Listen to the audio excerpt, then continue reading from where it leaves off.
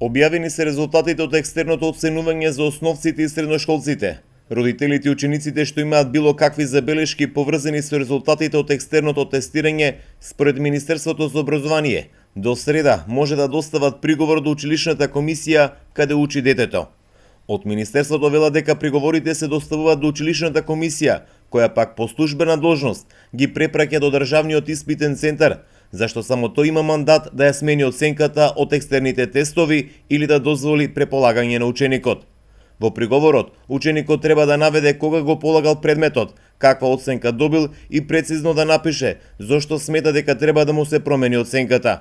Учениците уште при екстерното тестирање реагираа дека дел од прашањата биле непознати. Беа познати, некои не, беа и повеќе тешки.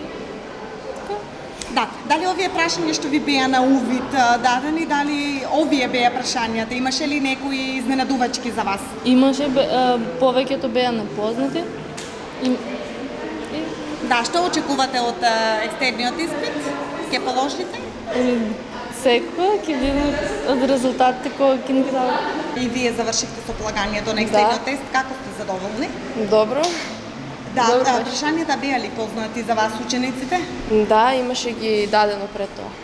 Добро, а имаше ли вакви прашања кои што што не беа дадени на увид и што за прв пат се соочувате со истите?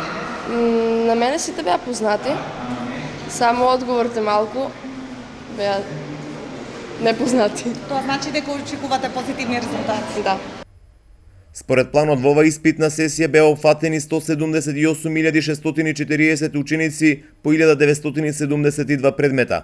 Од Министерството за образование велат дека наставниците, што имаат најголеми отстапувања во оценувањето на учениците, нема да бидат казнети и нема да имаат намалени плати, туку ќе бидат испратени на советување.